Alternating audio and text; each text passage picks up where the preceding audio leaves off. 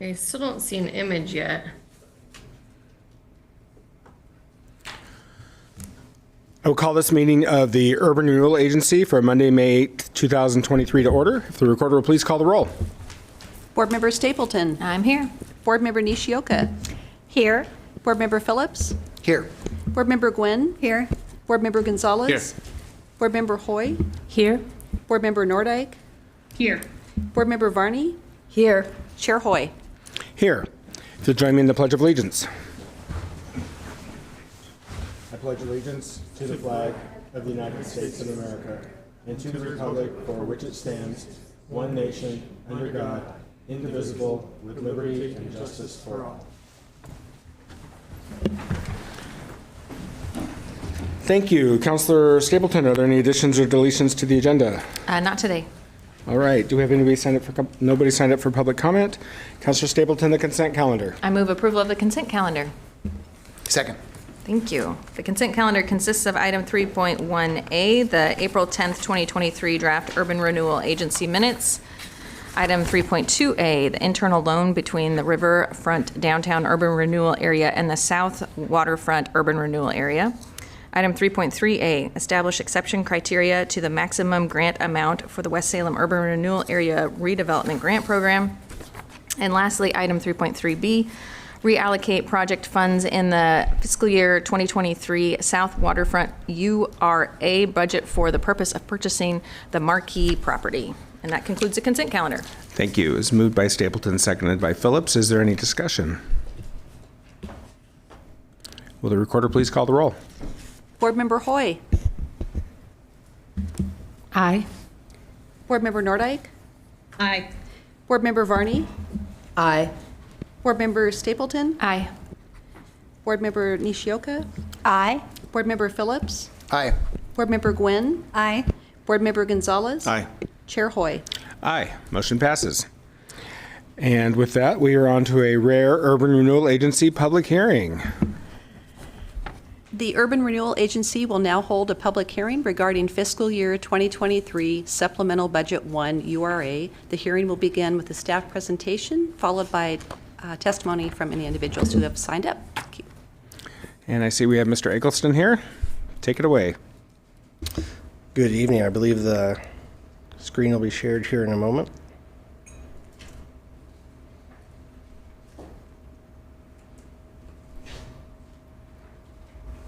Dramatic pause. A little too dramatic. I'll go ahead and get started, and it'll appear just in a second. I'm Josh Eggleston, Chief Financial Officer for the city. I have a few brief slides to walk you through the action recommended for you this evening. As the mayor mentioned, it is fairly rare. The reason we're doing a public hearing is because the action tonight authorizes a more than 10% change for an individual fund. So a public hearing is required per Oregon budget law.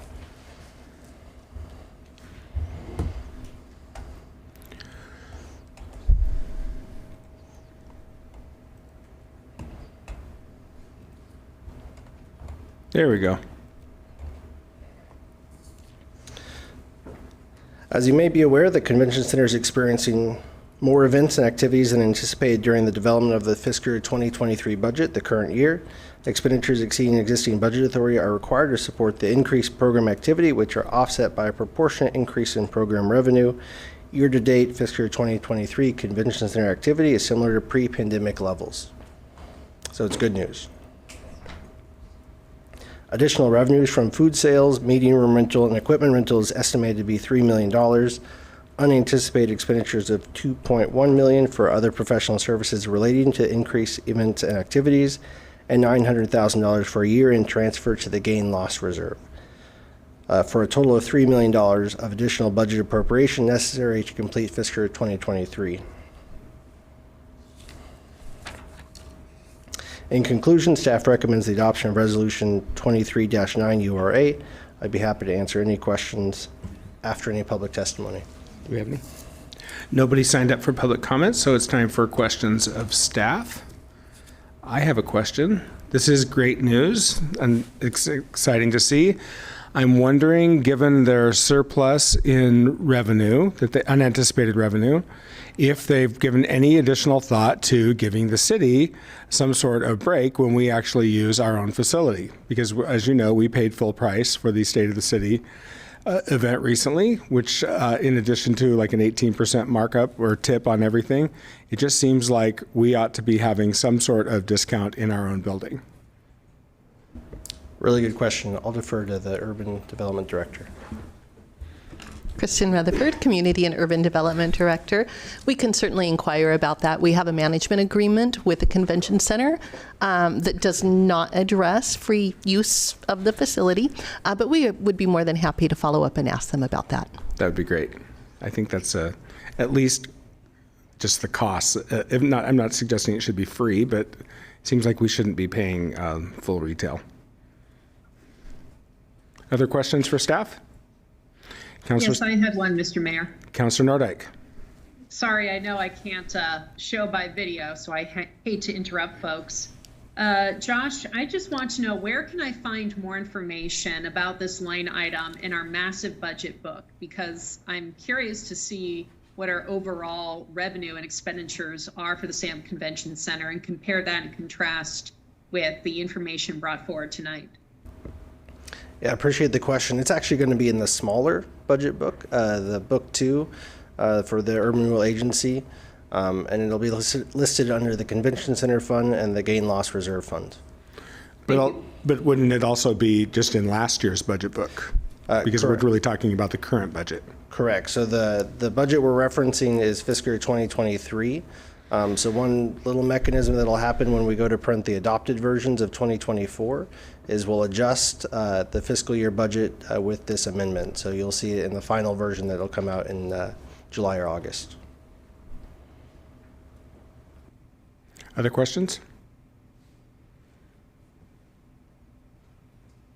All right, I will close the public hearing. Councilor Stapleton.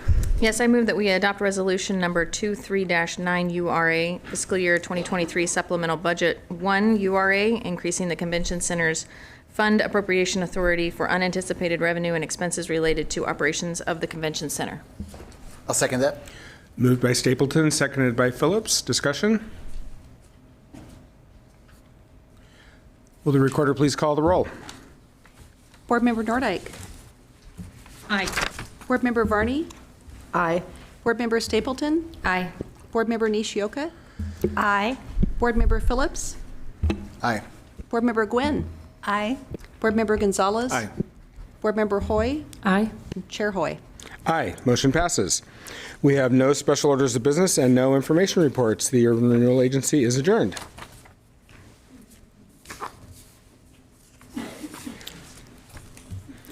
I'll call this meeting of the City Council for the City of Salem for Monday, May 8th, 2023 to order. Will the recorder please call the roll? Councilor Stapleton. Here. Councilor Nishioka. Here. Councilor Phillips. Here. Councilor Gwynn. Here. Councilor Gonzalez. Here. Councilor Hoy. Here. Councilor Nordyke. Here. Councilor Varney. Here. Mayor Hoy. Here. Councilor Stapleton, do we have any additions or deletions to the agenda? Yes, we have a revision. I move that we revise item 7.1A. It's revision to Exhibit A. The definition of established campsite is proposed SRC 95.720A3 is changed from 24 hours to 72 hours. Second. Moved by Stapleton, seconded by Phillips. Is there any further discussion? Will the recorder please call the roll? Councilor Nishioka. Aye. Councilor Phillips. Aye. Councilor Gwynn. Aye. Councilor Gonzalez. Aye. Councilor Hoy. Aye. Councilor Nordyke. Aye. Councilor Varney. Aye. Councilor Stapleton. Aye. Mayor Hoy. Aye. Motion passes. It is now time for council and city manager comments. Are there any? Councilor Hoy. Thank you, Mr. Mayor. 2 weeks ago, I thought I would be speaking tonight about the woman in crisis who threw herself in front of my car in the Cloverleaf as I entered northbound to I-5. Turned out she'd just come from Salem Hospital, where she didn't want to be treated and did not want to return. This morning at 11:30 a.m., another woman, one we've been dealing with in our area for weeks now, was camped as she has been on the south side of Auburn Road up against the Vitamin World store. New this time was the fact that she was naked from the waist down and sharing the view of herself quite openly. More than I ever wanted to know about this woman, but that is not the fact I struggle with the most. The woman's been a problem to my business and others' businesses in our area for weeks now. I called non-emergency dispatch to report I was not the first.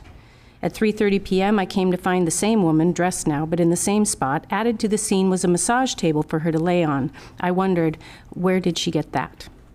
I called non-emergency to follow up. I was informed that deputies made contact with the woman this morning. She'd packed up her things and moved along. Well, she's back, I said, in the same place, talking incessantly in a very animated conversation with herself atop a massage table now, not sure where she got that. Marion County returned to take the woman to jail. They had responded 6 or 7 calls about this woman just this weekend. She'd been warned this morning that if she did not stay away, she would be arrested. She was transported to Marion County, but as with other folks who are arrested within the city of Salem, what can they do? Not much for her, because they are not the kind of place she needs. She's a woman with mental illness and a severe addiction to alcohol.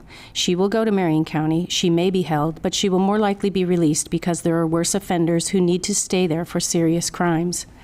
I've been challenged to offer action items with my stories. I have spent a good deal of time thinking about what an action item might be. I would tell you to reach out to your legislators, but I've done it, and it hasn't seemed to help. I'm thinking voters should not only reach out to legislators, but to the governor herself for our once beautiful state. Thank you, Councilor. Other comments? Councilor Phillips. Thank you, Mayor Hoy. I have several, and I'll try to remember them in an organized fashion. First, personally, Michelle and I, my wife, we celebrated our 18th anniversary yesterday. It was a small, thank you. It was a small event for just family, but it was super fun. And Michelle, if you're watching, I love you. Yeah, there we go. And then beyond that, the next thing I'd like to comment on is Saturday was National Nurses Appreciation Day. And I believe this is National Nurses Appreciation Week. As an emergency room doctor, I couldn't do what I do without the team that I work with at the Salem Hospital. And it's really hard right now for a lot of people in healthcare. I read a survey that said that as many as 30% of people in the field of nursing are looking at maybe getting out sooner than they normally would within the next several years. So I just really want to express to them how much they are deeply appreciated, even if, you know, as a patient or as a colleague, we don't always say it. Like, it is incredibly important what they do. It matters and always has. So that was one of the things I wanted to say.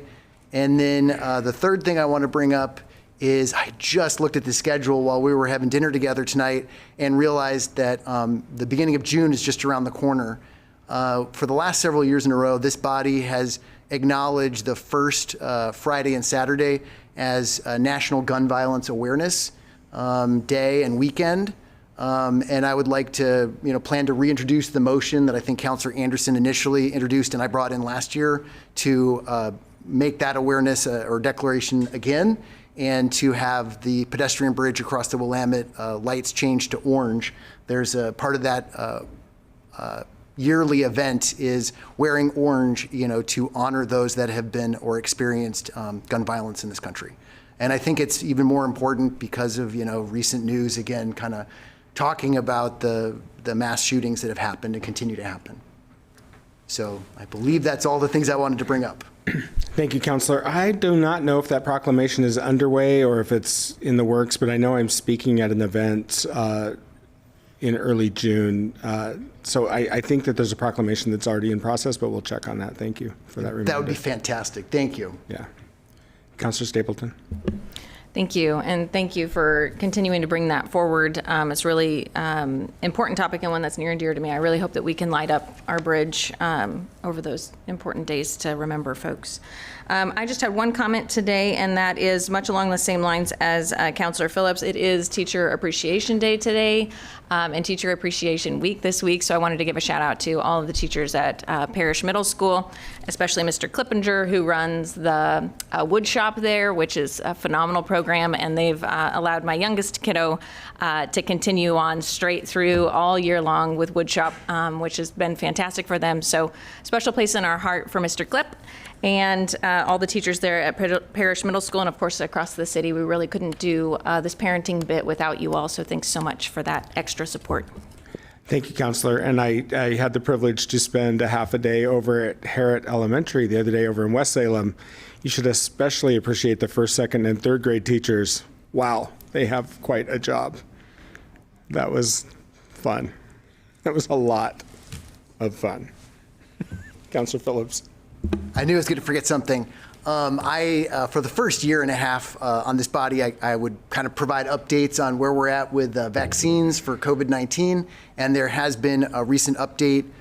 They have made the bivalent booster available for a second dose for people 65 and up and for people who are medically fragile. So that was approved a few weeks ago. So if you are either medically fragile or above age 65, look into it. It's an option. Thank you, Counselor. Counselor Gonzalez. So the McKay Scott Choir. Yeah. So there was a national competition, 212 teams, 26 states. They win and go to regionals in LA. They get second place, so they're thrown into a wild card, and they have to submit a video, an online video. Well, they win. They win that wild card spot, go to New York. New York, they perform. And initially, they thought they announced first, second, and third, so they thought they got 4th through 9th. That's what they thought. So they left, were getting ice cream. But the director of the choir stayed back and then called them and informed them that they had mistallied, and they got second place. So second place out of 212 teams nationwide, our own Scott's choir. So That's awesome. That's awesome. Thanks for mentioning that, Counselor. Counselor Hoy. One more brief thing. Counselor Phillips, thank you for saying I love you during a council meeting. My daughter is a nurse, and I didn't know about Saturday, but she was busy having a baby. So I second your appreciation for those in that field. And Maddie, I love you. Counselor Nordyke. Thank you, Mr. Mayor. Good evening, all. I'm sorry I can't be with you in person. I strained my back doing a little gardening yesterday, so I'm at home recovering this evening. I wanted to give some attention to Foster Care Awareness Month, which is the month of May.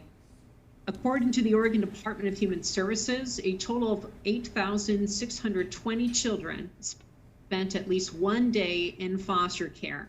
That includes family foster care, professional treatment programs, psychiatric residential treatment, pre-adoptive placements, developmental disability placements, and more.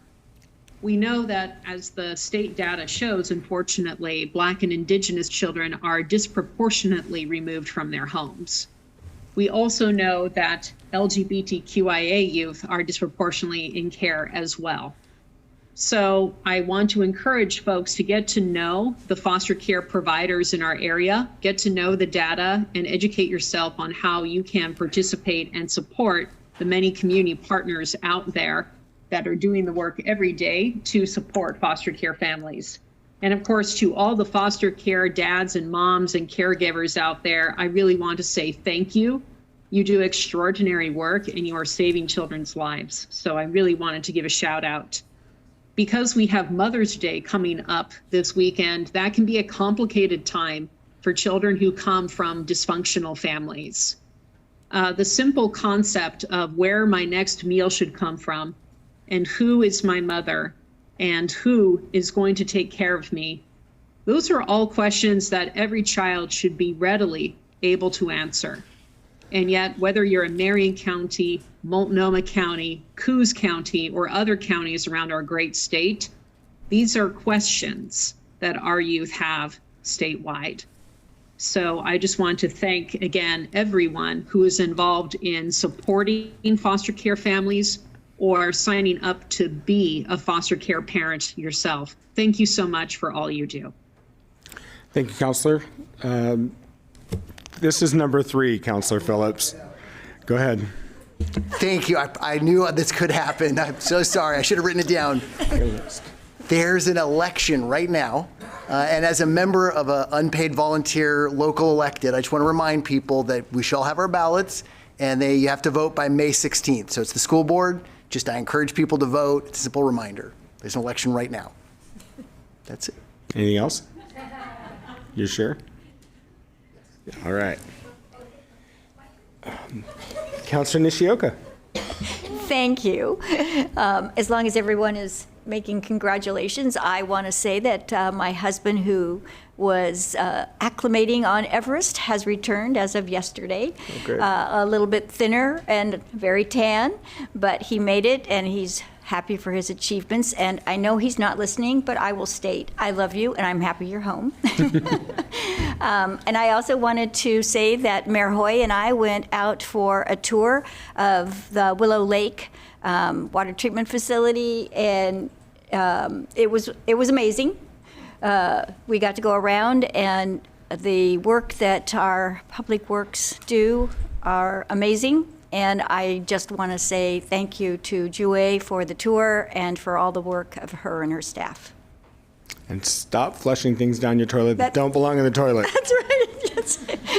That was really what I wanted to say. There's a lot of things people flush down their toilet, and they have a whole collection of them, and it's amazing. We even were told that a mattress, I don't know how a mattress got down, but a mattress has come through. And a $100 bill we saw. And a $100 bill. So, and the flushable wipes that people think are flushable, they are not flushable, and they can clog up the system. So please keep that in mind. Thank you. Thank you, Councilor. The city manager is cracking really bad jokes up here right now. All right, and with that, we will go to our city manager. I know he has some comments on the airport. Keep it clean.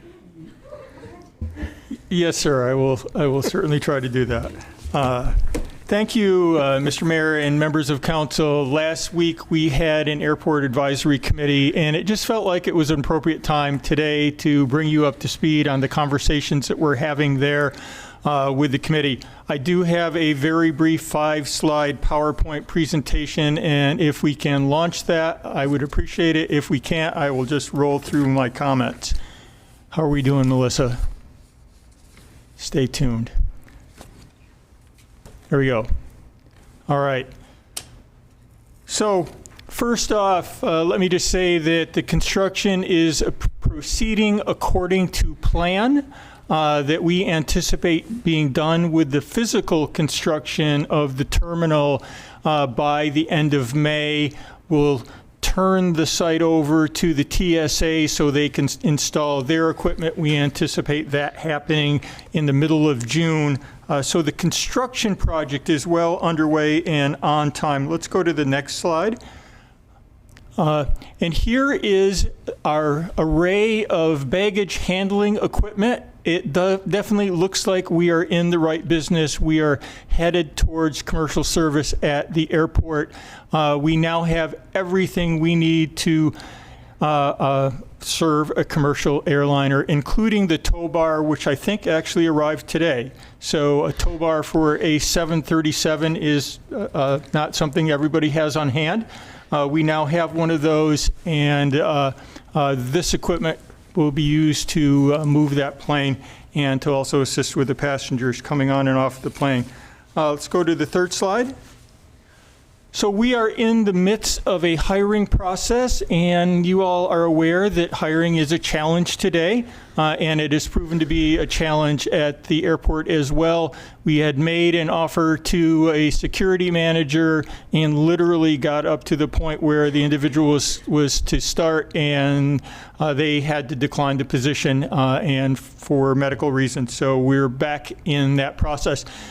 These hirings will not delay our process. Director Pascal and his counterparts at the airport are continuing to move the process forward. John has been working literally overtime and on weekends to continue to advance the airport security plan. So the staffing issues will not be the cause for any delays in opening the airport. Let's go to the next slide. As I said, we are in the midst of developing the airport security plan. John Pascal, our airport director, is the primary author of that. It is in second draft form. We anticipate that being finalized by the middle of June. There is a 30-day review period after the local agency has approved it or the regional agency has approved it. It has to go up to national. So we're going to be talking with our local representatives to encourage them to keep pushing this project along, because the sooner that is done, the sooner we can start the badging process at the airport and be ready to receive passengers at the Salem airport. And then finally, the timelines. So as you can see here, we anticipate the work being done, both the physical work and also the planning work with the airport security plan being completed by the end of July, which would allow us to accept commercial service beginning in August. Of course, that is not our decision to make. That is the decision for the airline to make as to when they decide to initiate service. There's been some conversation about, what that time will be, whether it'll be August 1st or they may wait until later in the fall when they have a better window on being successful. So stay tuned, and that's all that I have to report today. And certainly there are others here that can answer much more detailed questions than I can. Both Mark and Brian are here to help if you have any questions. Thank you. Thank you, Mr. Staley. Any questions for the city manager? Councilor Quinn. So I recall the airline had said if we didn't have planes in the air in spring or early summer, that they weren't coming. So is that an issue, or are they still on board? No, it's definitely not. They are not going to come. It's a matter of when they are going to start service. Apparently, September is a fairly quiet month from a travel perspective, post-summer, before fall. So they're having to evaluate whether or not starting in August is the best time for them to start. But there's no indication that, no, they're not coming. That turned out to be more of a motivational discussion rather than an actual. You are not making that up. No, that was stated several times, but it's no longer the case. Councilor Phillips. Thank you for the update. I really appreciate it. I guess my question is this pretty close to the soonest it could be ready, or is there a chance that if the things with TSA go quicker, that it could be done before the end of July? It's unlikely that we would see passenger service before August 1st, just given they have to have, the airline has to have about a 60-day prior in order to sell tickets and to market. So you can just back up 60 days and that basically will be your start date. We'll be ready, but the FAA, the TSA, and the redacted airline will not be ready by that time. Okay. Yep. Yes, sir. Any other questions? All right, on to proclamations then. I'd like to call up Captain William Giddings from the fire department and a guest or two.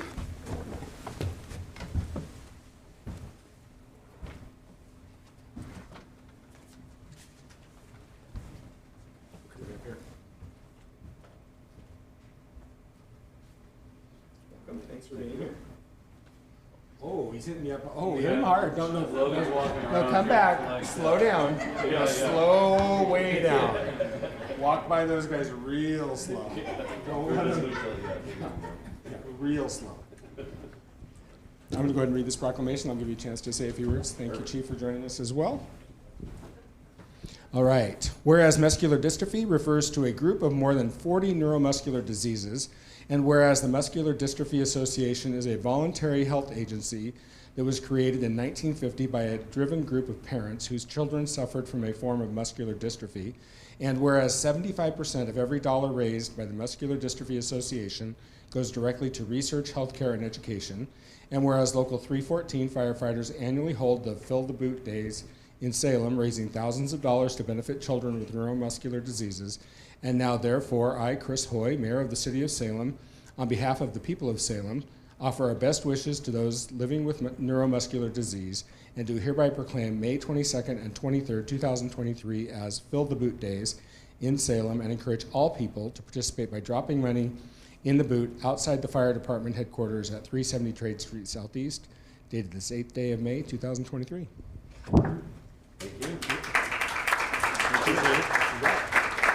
Thank you, Mayor. Thank you, Council, for letting us come out here. My son, Logan, is going to come around and we'll start the Fill the Boot here. But it's amazing what this money goes to. I've been a part of this for several years. I've even helped at the camp that was actually held just outside of Salem here for several years before the pandemic. And it's amazing seeing the kids and the smiles that you get from just going out there and being with them and seeing what goes on. Some of these, somebody was talking about some kids that don't get to see their families and things like that. Sometimes these kids, only time they get maintenance on their wheelchairs or only time they get health care is at these camps. So it's a very much needed program, and we appreciate your support. Absolutely. Thank you. Thank you. Chief, did you want to say anything? I just want to say I really appreciate the firefighters that come out for MDA every year and get in the public for 2 days, donate their time. And like Willie said, this is quite a monumental thing for folks suffering from this disease. They get to go to summer camp, and it's a pretty amazing experience for them. And some of them don't have a very long life, so getting them an opportunity to have some pretty amazing experiences, and the firefighters go to that camp and help out there too. So it's pretty amazing thing that they've participated in for many years. And over the pandemic, it's been pretty tough for MDA. We used to have local MDA representatives here, and they've kind of smashed us into 6 states, and so our one person's taking care of 6 states, but we're still doing the fundraising for them. So that's really important. Appreciate the proclamation. Thank you. Yeah, come on up for a photo. Yeah. That's right. Every corner that's not. Good job, bud. Awesome. Thank you. Thank you. Thank you.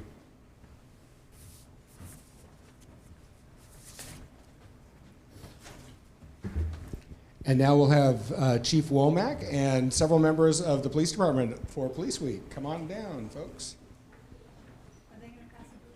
I told him to get up there these guys make lots of overtime.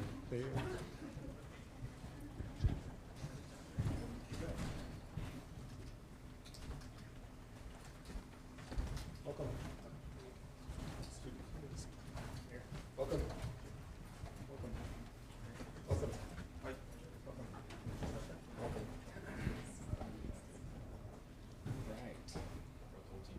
Yeah. I'm just going to go ahead and give this a quick read, and then we'll go from there.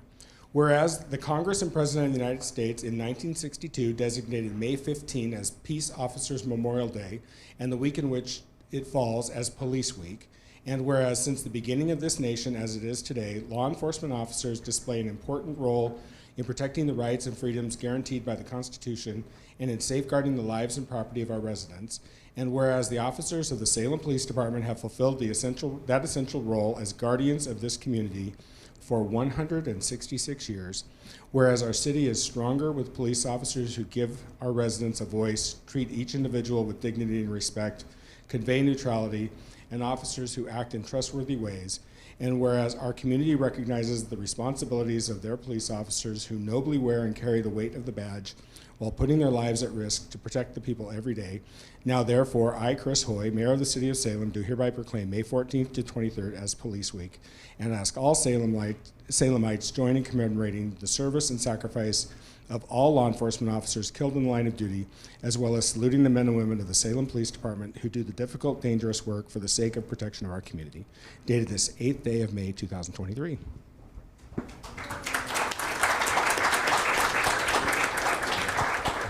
Thank you, Mayor and Councilors. Tonight it's truly my high honor to be here to accept this. I appreciate the recognition. We're very thankful. But it's my honor because I'm here with members of the team. that are out doing this work day in and day out, working to protect this community. And I just have the honor of serving alongside them and representing them so many times like this. But we have a good, I think, mix of our department here tonight too, because we have some senior members of the department, like me, been in the service for over 20 years, with some newer members also, so kind of the next generation of leaders that are coming in. So I'm happy to be here with all of them tonight, and very thankful for this recognition. Each year during Police Week, of course, as the mayor said, it aligns with the National Peace Officer Memorial Day on the 15th, so there'll be ceremonial services acknowledging the men and women in law enforcement that have fallen in line of duty in our nation's history. But then also similarly here in Oregon, there's a state memorial service that occurred last week, so we were honored to be there acknowledging the lives lost here in Oregon as well. Over 190 Oregon law enforcement officers have been killed in line of duty. But tonight it's about our department here locally and the service that these men and women are providing day in and day out, and I'm so proud of them, so thank you. Sorry, take a picture with this tape. Yeah, of course. Kind of clunky. Yeah. Everybody, maybe do 2 rows. Let's do a photo. 2 rows.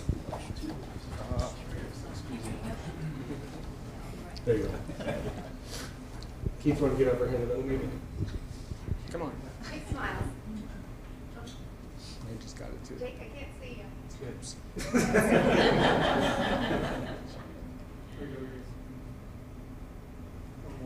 okay, and then we'll do it for Angie. You good?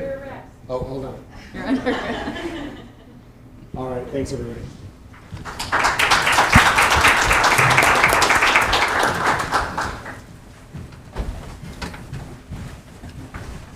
Thank you.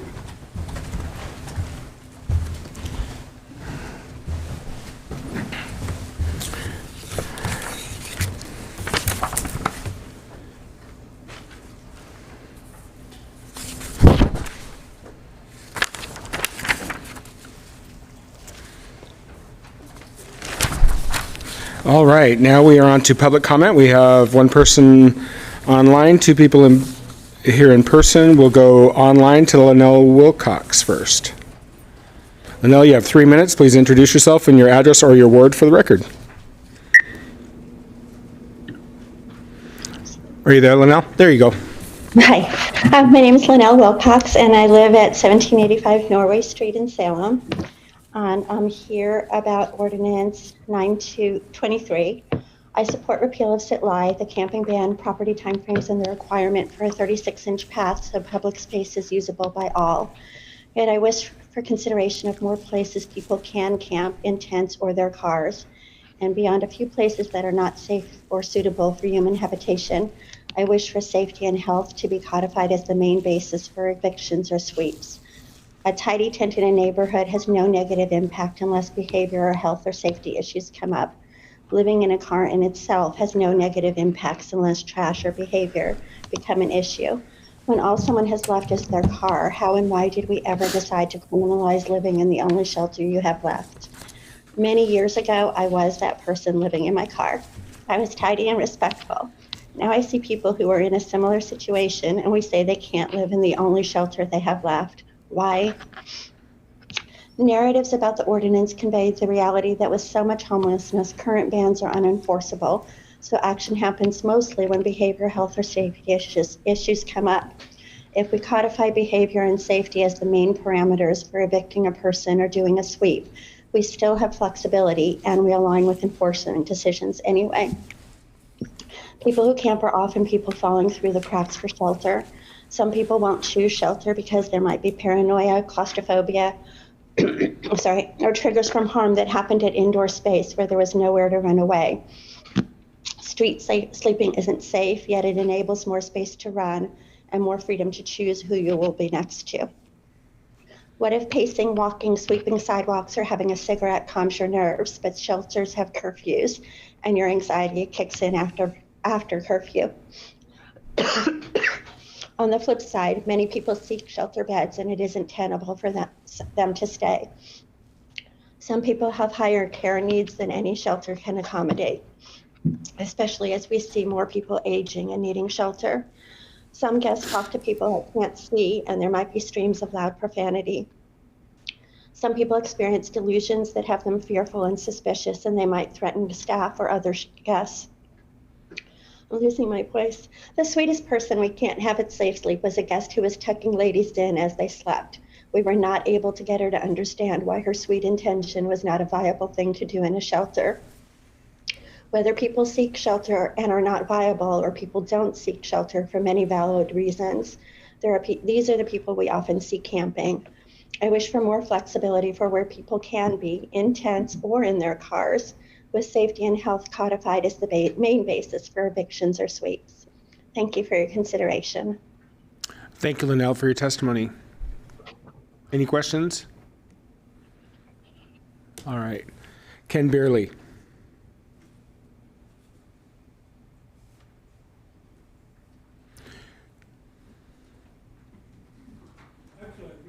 If you could hit the button there on the microphone, Ken, that's a kind of a new procedure now that we're in person. There you go. Actually, I'm here to speak on an agenda item. It says you're under 5A? Yes. So now's the perfect time. All right. Thank you very much. For the record, my name is Ken Beerley. I live in Ward 8 on Ptarmigan Street. I'm chair of the Glenn-Gibson Watershed Council. And I'm here on behalf of the Watershed Council with a proposal to help Salem meet its natural environment stewardship service area, as articulated in the sign right behind me.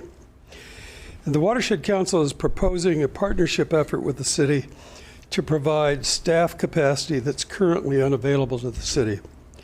And what's being proposed is the Watershed Council apply for grant funds to conduct a floodplain species assessment, develop public information materials, and draft with city staff a natural floodplain functions plan.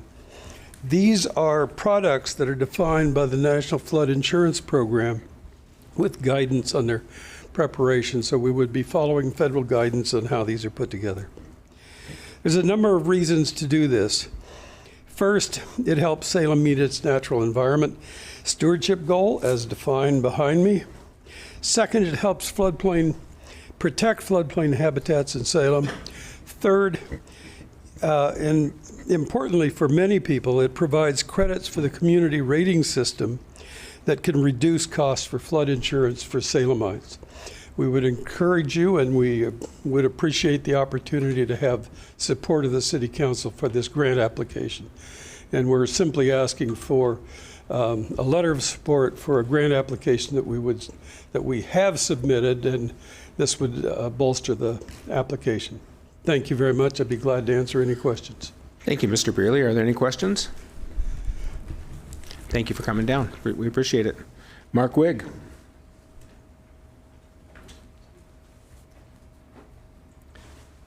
I am on. You're on. Okay. Thank you. I'm Mark Wigg. I live at 1950 Saginaw Street South in Salem. And Mayor and councilors, thank you for doing what you're doing. And thank you for the significant progress you are making in providing housing for our unsheltered residents. Hundreds of people are benefiting from your efforts. Living on the street is dangerous. It is killing people. The recent excellent article by Statesman Journal about Melissa Blake's dying for lack of shelter was very moving. And I would just like to take a minute to name some of the other people that are unsheltered that have died since last October. That includes, these are people that I have heard. Larry, Styx, Cynthia, Janet, Scotty, Brittany, James, Judith, Christine, Eric, Mike, Scott, and Lou. Last year, we had 40 unsheltered people die in our community. The proposed camping ban tells people where they can't camp, but it does not tell people where they can camp. We see the damage of unmanaged camps in our parks, along our roads, rivers, and streams. We are spending thousands of dollars to clean up unmanaged camps. Unmanaged camps are known for their violence sexual assaults, and other criminal activity. Unmanaged camps are also an extreme fire danger to our community. Please, let's establish some managed, safe, sanitary campgrounds and RV parks in our industrial areas. This is an emergency. We don't have the time or the money to construct apartments and homes for all the unsheltered. Also, please consider acquiring Hillcrest Youth Correctional Facility. It has 250,000 square feet in buildings that are rated good to fair condition. And also, please consider providing vehicle maintenance. There are a lot of people living in vehicles. The vehicle stops running. Now they are unsheltered. Please work on that one too. Thank you. Thank you, Mark. I would just like to put to bed this whole Hillcrest situation, just because we've heard it, we keep hearing it over the years, and we've heard it a bunch recently. That is under private ownership, and the current owners are not interested in selling. So even if we somehow had the resources, had the desire, and could make it happen, it's not for sale. So thank you, though, for your testimony. I appreciate it. And that concludes public comment. So we're on to the consent calendar. Councilor Stapleton. I move approval of the consent calendar. Second. All right. Tonight, the consent calendar has a few things. Item 3.1A, the April 24th, 2023 draft city council minutes. Item 3.2A, the transfer of appropriations within the city's fiscal year 2023 budget for the replacement of the Salem Public Library's main entry doors. Item 3.3A, a lease with Swift Mountain LLC for city-occupied space at 960 Liberty Street Southeast, housing the City of Salem Employee Health Club. Item 3.3B, intergovernmental agreement with the Oregon Department of Transportation for right-of-way services for the pedestrian safety improved crossings project. And lastly, item 3.3C, the intergovernmental agreement with the Oregon Department of Transportation for right-of-way services for the Orchard Heights Road Northwest, Snowbird Drive Northwest to West Haven Avenue Northwest Street Improvement Project. And that concludes the consent calendar. Thank you, Councilor. Any discussion?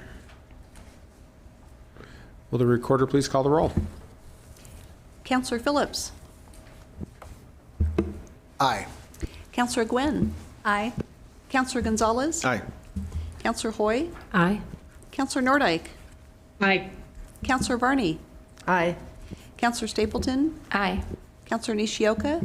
Aye. Mayor Hoy. Aye. Motion passes.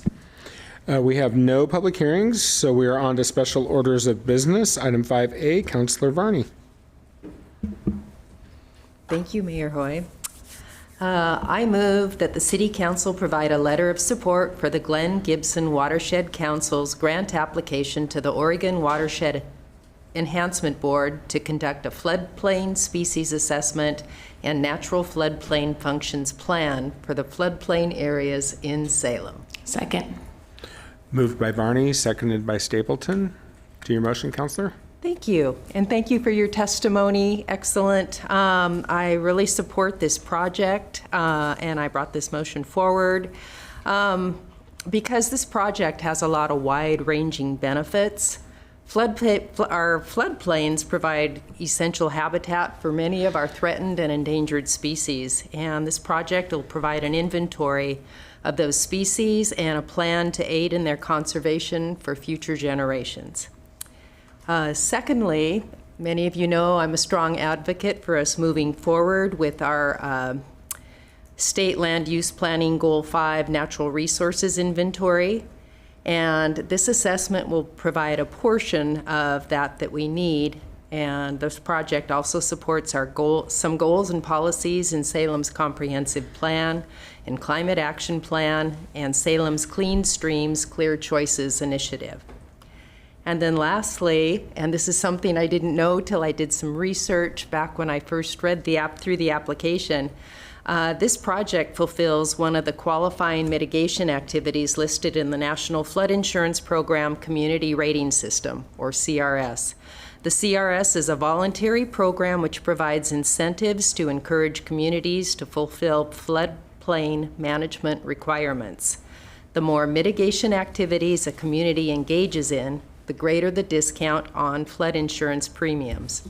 And I'm very proud to say that Salem joined this program in 2008 and already has some percentage premium discounts, and I'm hopeful that this will add to our class and increase that. Thank you, Councilor. Further discussion? Councilor Stapleton. Yes, Mr. Mayor. Oh, sorry. Excuse me. Yes, I just wanted to thank Councilor Varney for bringing this forward.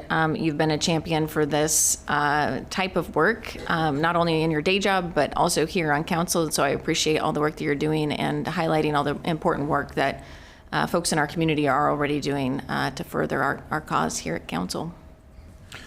Councilor Nordyke. Thank you. My apologies for interrupting Councilor Stapleton. I just wanted to raise my virtual hand to give my full-throated endorsement of this. I think this is a fabulous idea for all the reasons cited by Councilor Varney and by the public testimony this evening. And knowing, frankly, that Councilor Varney is such a supporter of it, given her technical expertise and insight, it makes perfect sense that she bring this motion. And for all those reasons, I will be glad to be voting yes. Thank you, Councilor. Further discussion? Will the recorder please call the roll? Councilor Gwynn. Aye. Councilor Gonzalez. Aye. Councilor Hoy. Aye. Councilor Nordyke. Aye. Councilor Varney. Aye. Councilor Stapleton. Aye. Councilor Nishioka. Aye. Councilor Phillips. Aye. Mayor Hoy. Aye. Motion passes.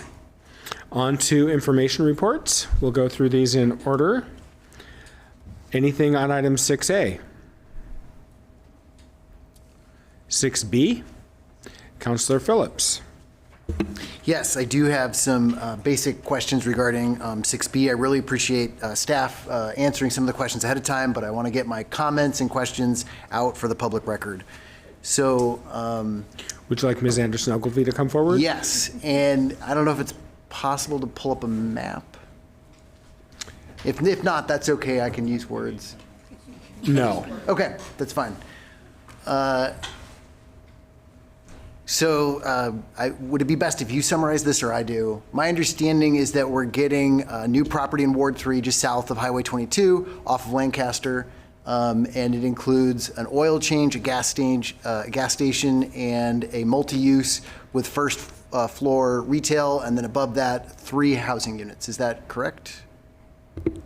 Lisa Anderson Ogilvie, your planning administrator. That is correct. Okay, so my concern, I didn't think I had any concerns with this. I missed that it had residential, units in it when I first looked at it the first couple times.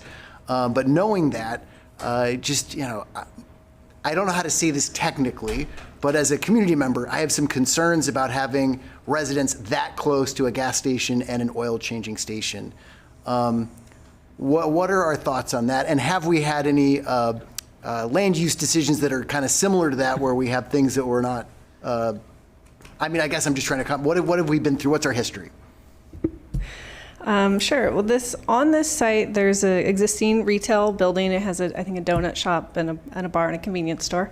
And then they came in for the next phase, which was more retail, a gas station, and a oil change facility. So in this zone, the property zone commercial retail, all those uses are permitted except for the oil change facility needs a conditional use permit. So the decision on the agenda tonight is the conditional use permit for the oil change facility and a site plan review to add the residential units above the retail building, which is right next to a gas station.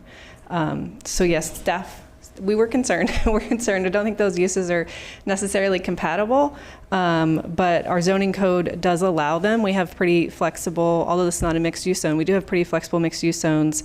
And in this zone, particularly commercial retail, you might remember that last year we had another development that had apartments and a proposed gas station. And in that zone, the apartments were the conditional use. And we denied the apartments because of our concern. And then at LUBA, they said we couldn't do that. So we did a code amendment in this zone to say you can have retail, office, et cetera, and mixed use if it's all in one building. So we thought we were fixing the problem so you can do the housing outright if it's in a mixed-use building. And that's what they've proposed, right, because it's retail on the ground floor. We didn't necessarily envision that they would put the gas station in the parking lot of the mixed-use building and put them so close together. So it is allowed right now to mix those uses. After we saw this, we started thinking about, should we allow that? Should we be limiting either gas stations, oil change facilities on sites that have residential, or should we put a bigger separation or something? So I think staff would want to look at doing that in the future. It wouldn't help this actual development because it's currently allowed in the configuration that they're proposing. And then also on your agenda tonight is the decision on East Park. They have removed that proposed gas station and they're adding 4 apartment buildings instead. So the one that kind of led to this code amendment, they gave up on their gas station. So that's an information report tonight, is the approval of those apartments. So it was a concerning situation then. They gave up, but this site, yes. So they're adding 3 units. I guess that's good, but it's right in the gas station parking lot, so not great. Thank you for the follow-up. I mean, I think it's helpful, as was your communication prior to the meeting. I just want to kind of get it out there for the record. I mean, my additional summary, and you can correct me if I'm wrong, is that our local input is always limited in these land use cases as a city council, but it's been curtailed a bit more with the state legislature's effort to really emphasize the need for more housing. So we don't have, I mean, we had limited discretionary abilities before that decision or before the effort of the state legislature, but we have even less now. Is that correct? Absolutely. Until last fall, the housing would have went through its own conditional use. And so that's where we could have looked at the impact, of surrounding properties. And again, Luba said we couldn't apply a conditional use to housing. It's either permitted outright or it's not permitted. And so that's why we said, well, mixed use is a way to allow housing and not put it through that, conditional use path, but not prohibit housing outright in this zone. So we split the difference, and we felt really good about it. And now, a few months later, thinking we didn't quite hit the mark with that code amendment, and maybe there's more work to do on separating uses. Again, thank you for those outstanding responses. Yes, I do think that there was reason to have hope with the mixed use, but I don't think I intended to have this be allowed by our local ordinances. So I would encourage us to continue looking into that. And then secondarily, I still think that the state legislator issue, I mean, I think we all want more housing units to be built, but I still think there were some unintended consequences that stripped local jurisdiction in these cases where we used to have control over, hey, you're putting people living right next to these areas. And we know, I mean, I'm going to pontificate a little bit, but environmental justice is real, and people at the margins are the ones that most likely to be negatively impacted. So I certainly still have concerns about the proximity of people living that close to both oil change station and a gas station. That being said, my understanding of the criteria, and as quasi-jurors, that's what we have to make these decisions on, is there's really no ability for us to push back. So if we were to call this up, and even if we were to, for some reason, reject it, we would likely lose again at Luba. Am I wrong? Yeah, I think it's important to understand if you call it up, it's only to look at if the oil change facility is appropriate with the uses around it, but it's not to look at the gas station, which is permitted outright. And the gas station's actually closer to the apartments. So you could determine the oil change facility maybe is not appropriate here, but the gas station would still be there. Okay. I mean, I think my gut is that there's still not enough here with the changes that have happened. I would hope that maybe that we don't see the residential units, but I don't think with our ordinances we really have the ability to push back at this time. Anything else, Councilor? That's it for now. Thank you. Anything else on item 6B? Councilor Hoy. Thank you. Just for clarification, is it both a gas station and an oil change spot, or one or the other, or? There's 2, and I think they're different operators. They're just in the same development site. So there's a gas station, and then there's also an oil change facility going in on the site as well. Okay, thank you. You're welcome. Anything else on item 6B? All right, item 6C. Yes, Mr. Mayor? Yes, go ahead, Councilor Nordyke. Thank you. Just a quick question on item 6C. This is for the development of 4 buildings containing 42 dwelling units approved I don't have an objection or see a need to call it up. I'm just wondering if city staff at this early juncture have a sense for what the market rate will be for these apartments. I'm assuming these are not being billed as affordable apartments per se. I believe that's correct, but Ms. Anderson-Ogilvie is returning to the microphone for a definitive answer. That is correct. This was the information report I was referencing that's part of East Park. I don't believe any of their apartments are affordable, their market rate. Thank you. You're welcome. Anything else on item 6C? Item 6D. And that concludes information reports then. So we are on to first readings.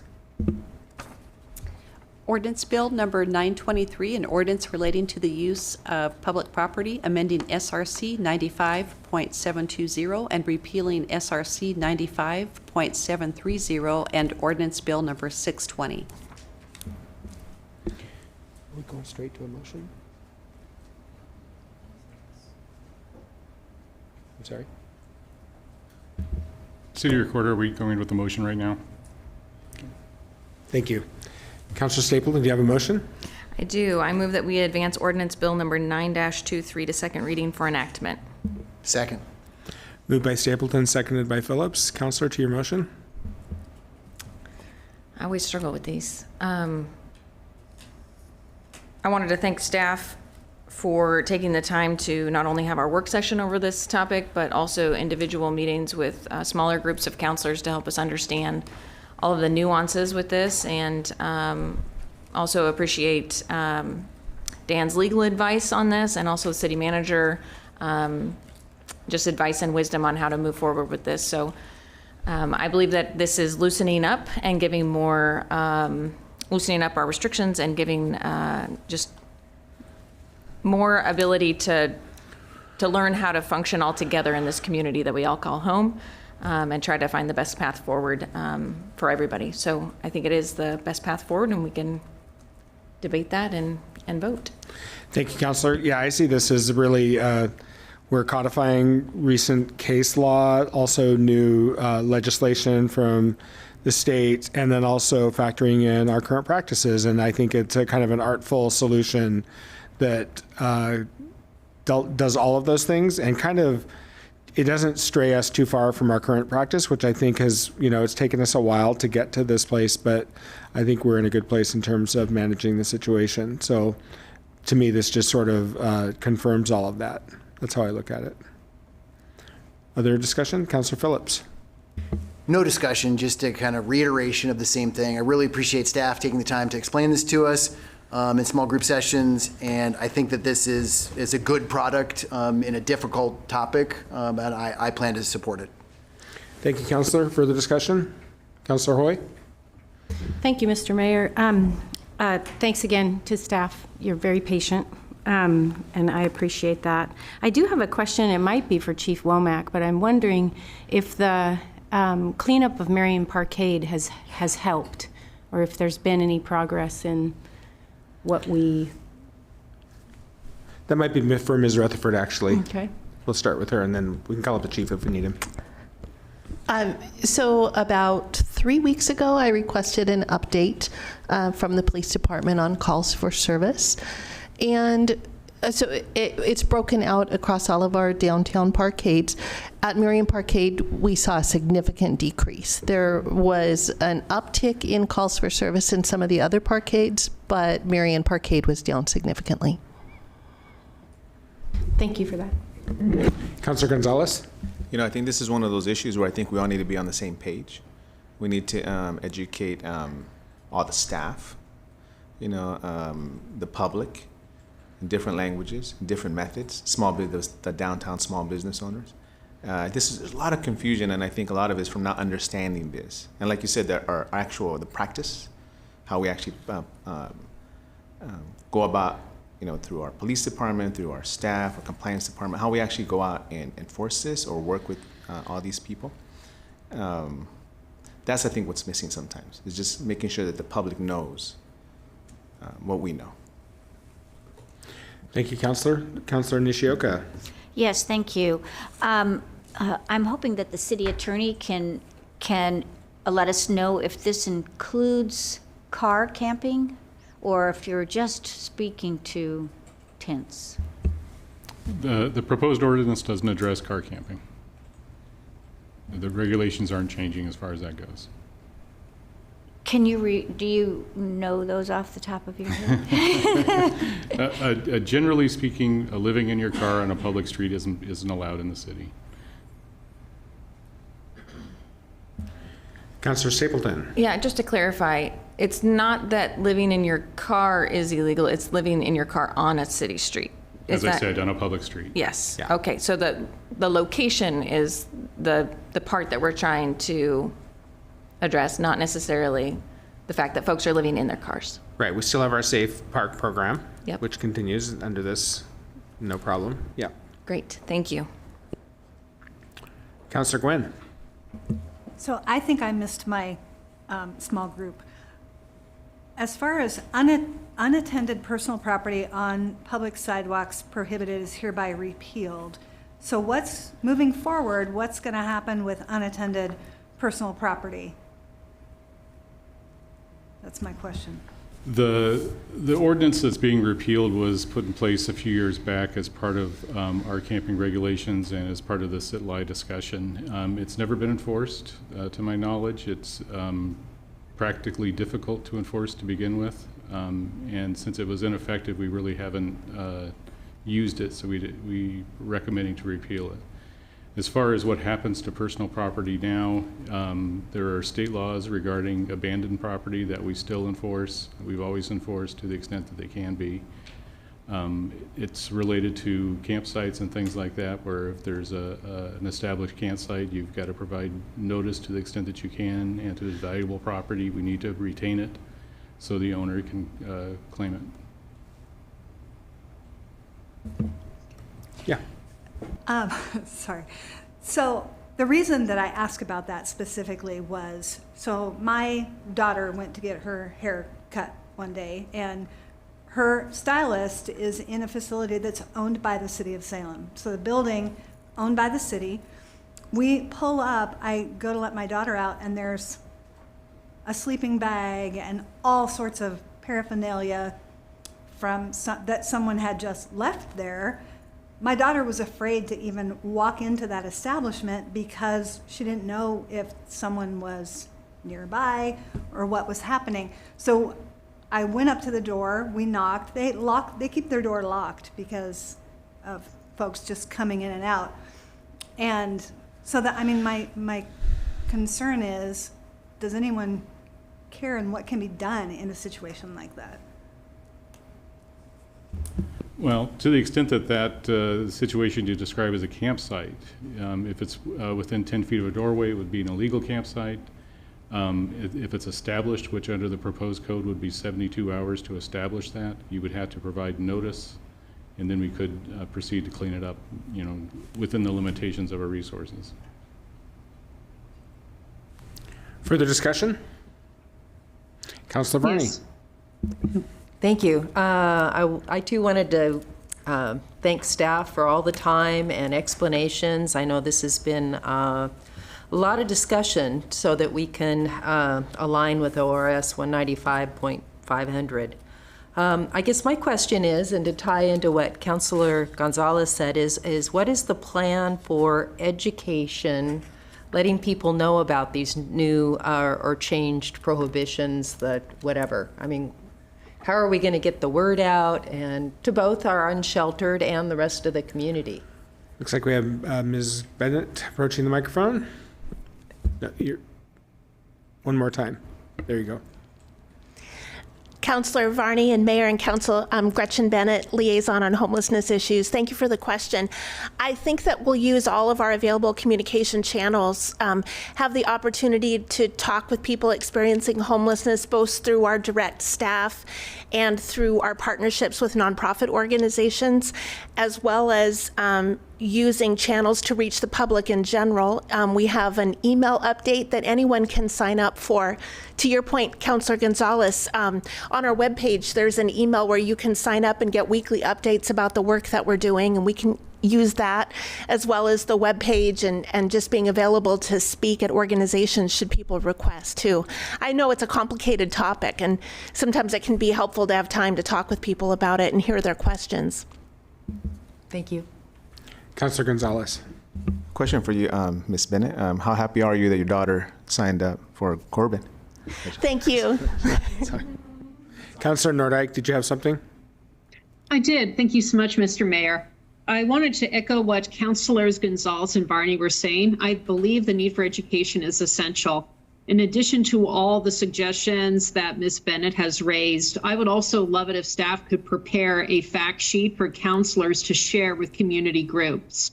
This would be a great toolkit that I would love to be able to provide to neighborhood associations when I go and talk to them. So just a one-pager that highlights the laws and the rule changes would be greatly appreciated. Of course, it would also be ideal to have this available bilingual, certainly in Spanish at a minimum.